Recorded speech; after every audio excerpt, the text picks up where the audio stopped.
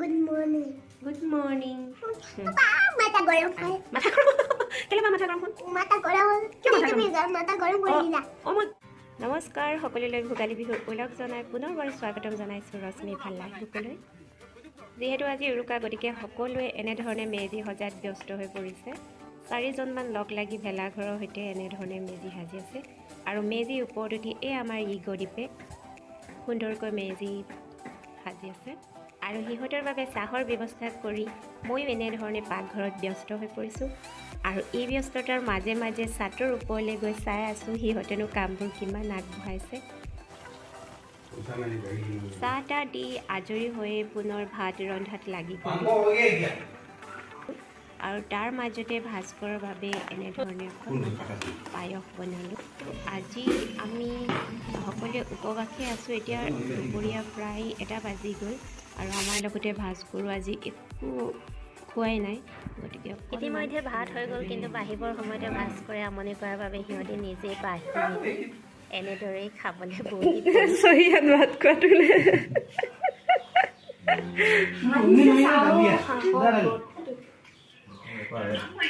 এইটোৱে একচুৱেলি এইটোৱে প্ৰীতিভোজ, এইটোৱে আচল প্ৰীতি।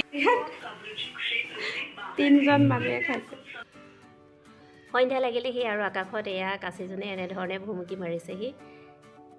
মেজিৰ কাষতে জুই ধৰা হ'ল আৰু ইতিমধ্যে আমাৰ ৰিগদ্বীপে প্ৰস্তুত কৰি উলিওৱা খৰিকাৰ ওপৰতে এটা লোকেল মুৰ্গীয়ে জুই ল'বলৈ আৰম্ভ কৰি দিছে। ইতিমধ্যে এয়া এটা লোকেল মুৰ্গী এনেধৰণে জুইৰ ওপৰত লৈছে আৰু এয়া ভাইটিটোৰ সৈতে দাদাকেইজনে এনেধৰণে নাচি বাগি অকণমান স্ফূৰ্তি কৰি আছে। এইবাৰ আমি বিশেষ স্ফূৰ্তি কৰা নাই, মন চন ভাল নহয় আৰু আমি ঘৰতে ৰন্ধা বঢ়াত ব্যস্ত হৈ আছোঁ। ভিতৰতে ৰান্ধি বাঢ়ি মেজি তলিতে খানাটো দিয়া হ'ব আৰু। Good morning. গুড মৰ্নিং, সুপ্ৰভাত। সুপ্ৰভাত। ৰাতিপুৱা হৈ গ'ল আৰু প্ৰথমতে আমাৰ ভাস্কৰে মোক উঠাই দিলে। সোনকালে উঠিলে ন আজি? সোনকালে উঠাই দিছে। মাথা গৰম হয়। মাথা গৰম কেলে বা মাথা গৰম হ'ল? মাথা গৰম হ'ল। কিয় মাথা গৰম? মাথা গৰম কৰি দিলা। মই মাথা গৰম কৰি দিলোঁ নেকি? তুমি মাথা গৰম কৰি দিলা। পিটিকি। মই গা পা ধুই ৰেডি হৈ গ'লোঁ। এতিয়া আমাৰ মেজি জ্বলিছে আৰু ভাস্কৰক গা ধুৱাবলৈ গৈ আছোঁ আৰু মেজি তলিতে ভাস্কৰক ধুনীয়াকৈ গাটো ধুৱাই দিলোঁ। ধুৱাই এয়া আমি সেৱা চেৱা কৰিলোঁ। কৰি আজৰি আমাৰ মেজি জ্বলি প্ৰায় শেষে আৰু ইয়াতে চাহৰ ব্যৱস্থা হ'ল এনেধৰণে।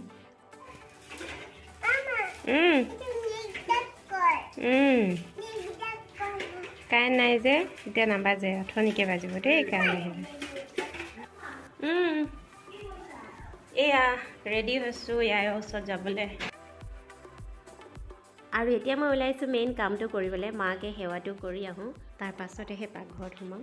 এয়া হৈছে মোৰ শাহু মা। পূৰ্বৰ দৰে প্ৰথমতে মাক সেৱা জনালোঁ আৰু মায়ে সুন্দৰকৈ সুস্বাস্থ্যৰে দীৰ্ঘায়ু হৈ গুণৱতী হৈ সমাজৰ লগত সুন্দৰকৈ মিলি থাকিবৰ বাবে আশীৰ্বাদ কৰিলে।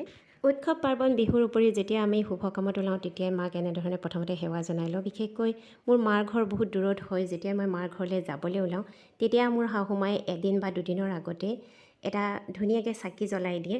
যিহেতু এসপ্তাহৰ আগতে গম পায়েই যায় যাম বুলি, আৰু সেই চাকিৰ ওচৰত আমি সেৱা জনাওঁ আৰু মায়ে সুন্দৰকৈ আশীৰ্বাদ কৰে যে যাতে এইখন ঘৰৰ পৰা যিধৰণে মই মাৰ ঘৰলৈ ওলাই গৈছোঁ ঠিক তেনেধৰণে যাতে সুকলমে পুনৰ আহি এইখন ঘৰত সোমাব পাৰোঁ।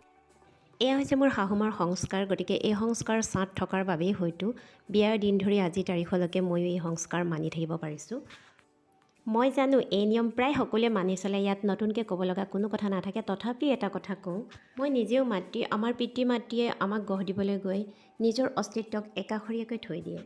তেওঁলোকৰ কাৰণে আমি একো কৰিবও পৰা নাই আৰু হয়তো কৰিব নোৱাৰোঁ। কিন্তু সদায় নহ'লেও অন্ততঃ উৎসৱ পাৰ্বণৰ দিনটোত এনেধৰণে যদি আমি আমাৰ পিতৃ মাতৃৰ শ্ৰীচৰণত সেৱা জনাওঁ নিশ্চয় আমাৰ কোনো ক্ষতি নহয়, বৰঞ্চ উন্নতিহে হ'ব।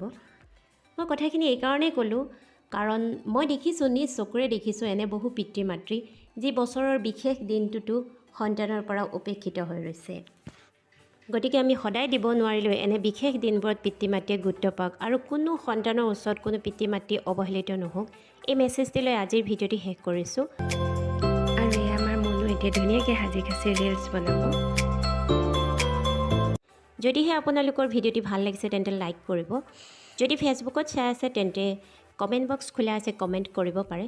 যদিহে আপোনালোকে ভিডিঅ'টি মোৰ ইউটিউব চেনেলত চাই আছে তেন্তে চেনেলটি প্লিজ ছাবস্ক্ৰাইব কৰি দিব। আৰু ভিডিঅ'টি শেষলৈকে চোৱাৰ বাবে সকলোলৈ থাকিল অশেষ ধন্যবাদ। পুনৰ লগ হোৱাৰ